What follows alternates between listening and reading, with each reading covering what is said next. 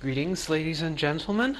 I am again running from death. Today I would like to start by addressing some common misconceptions about indefinite life extension. These aren't even arguments against it so much as misunderstandings of what it would be and what it would entail. And indeed, these misunderstandings are unfortunately so common that they've been enshrined in popular literature, from folk stories to what is considered high literature. For instance, Jonathan Swift had a story about the so-called Struldbrugs, who were immortal creatures, but they became so senescent and decrepit over time that they lost any kind of ability to meaningfully interact with the world, and their fate was considered a very sad one. Now, this is a fundamental misunderstanding of what indefinite life extension would be like, because what brings about human death, other than from accidental causes or infectious diseases? Well, it's the decay of the body. Most kinds of bodily decay come about through senescence, and most kinds of chronic illnesses, problems of the heart, problems of the brain, cancer, become much, much more probable when the body is senesced. So this idea that someone might be able to live forever and just decay further and further and further is self-contradictory, because it is the decay itself that prevents people from living forever. The whole premise of indefinite life extension is that one can be made biologically young indefinitely, and maintained in that fashion by various rejuvenation therapies that will come about in the future. And as leading futurists like Aubrey de Grey predict, it could be that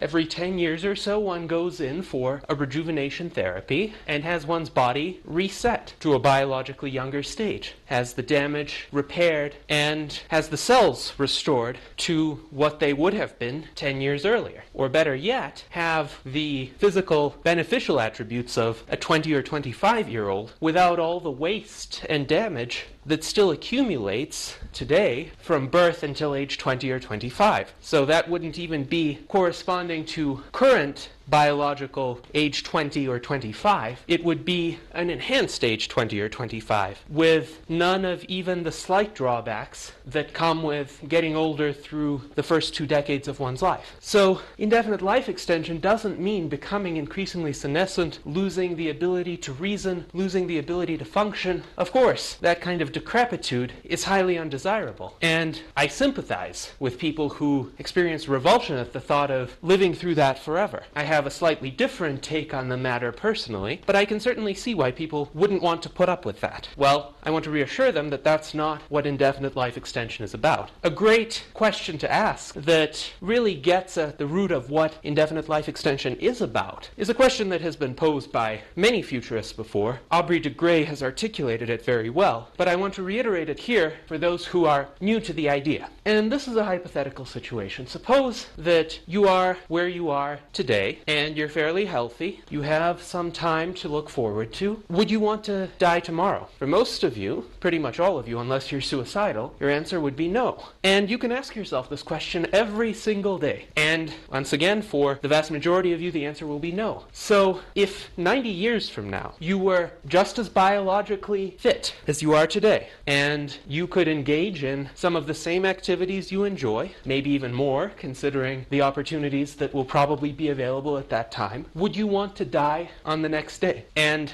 if you place yourself in the vantage point of a person at that time, it will be clear to you that your answer will be no. So why is it that so many people, probably even some of the people who are listening to me right now, can sit today and say that in 90 years they would be content to have their lives terminated by so-called natural causes? From your present vantage point, it might just be armchair speculation. But once that possibility becomes more immediate, more palpable, more urgent, you and most people are going to fear it and are going to try to combat it and are going to say, no, I don't want to die tomorrow. I don't want to die the day after tomorrow. I want to keep living. Because for all of the challenges and struggles that everyone's life entails, that's the only life we have. And it's also a pretty good life, considering all the positive things that we can experience. So think on that issue. Think not about whether you'd want to continue to become more and more decrepit, because that's precisely what the movement for indefinite life extension is attempting to undo. Think rather about whether you want to keep living the way you're living right now, or an improved version of what you have right now. If you want to continue making progress in your life, imagine if you had 90 years, or 150 years, or 300 years to keep improving yourself. And if you think you would get bored or run out of things to do, see my Eliminating Death video series, especially part 3, the boredom argument, which will demonstrate to you why that outcome is pretty much impossible. So now with that fallacy out of the way, there's another somewhat related misinterpretation of what indefinite life extension would be. There's a stereotypical folk story, and it runs through many cultures. Essentially, a powerful king or sultan has the opportunity to achieve indefinite life. He has this vial in front of him. He has the choice to drink it or not. And he calls forth several wise men, and most of the wise men tell him, yes, this is a great thing. You should drink it right away. But the one dissenter, who is the protagonist of this folk story, tells him, no, this is terrible, because how would you like to live while all your closest friends and family and children and grandchildren all die? How would you like to outlive them and deal with the grief and emptiness and sorrow that this entails? And of course, in the folk story, the king or sultan says,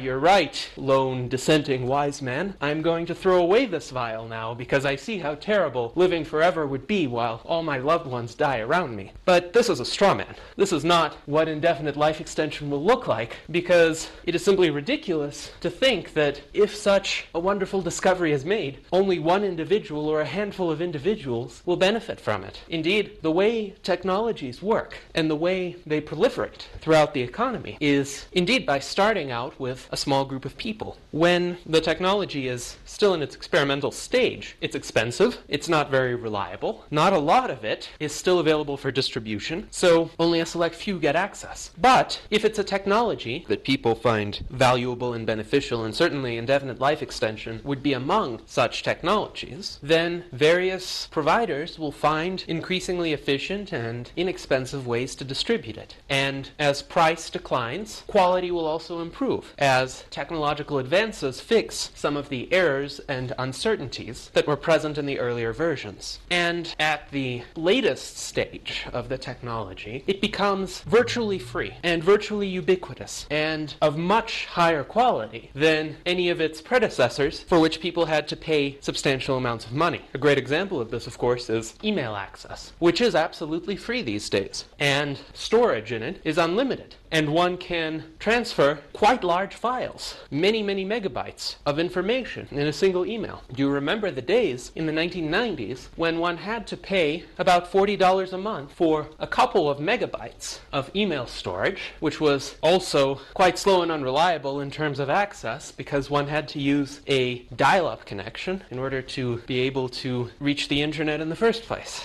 So, as with electronic technology, as with many medical advances, transportation, certain kinds of food, which are not costless, but they're much less expensive than they used to be 50 or 100 years ago, and certainly much less expensive than before the Industrial Revolution, access to technologies improves as human knowledge improves, provided, once again, as I mentioned in my previous presentation, that extremely intrusive institutional environments do not halt or reverse progress. So with that in mind, it's not possible that only one person is going to benefit from indefinite life extension. And certainly it's not possible or realistic that only you would have the opportunity to benefit from indefinite life extension. So if what turns you off of this idea is the thought that you don't want to outlive your friends and family, then you can take consolation in the fact that if this wonderful development of indefinite life extension comes about, then not only you, but all of your friends and family who are willing would benefit from it. And then your job would be to convince the people you care about to extend their lives, to live longer, so that both you and they could greatly benefit from that. And isn't that a much nicer situation to be in?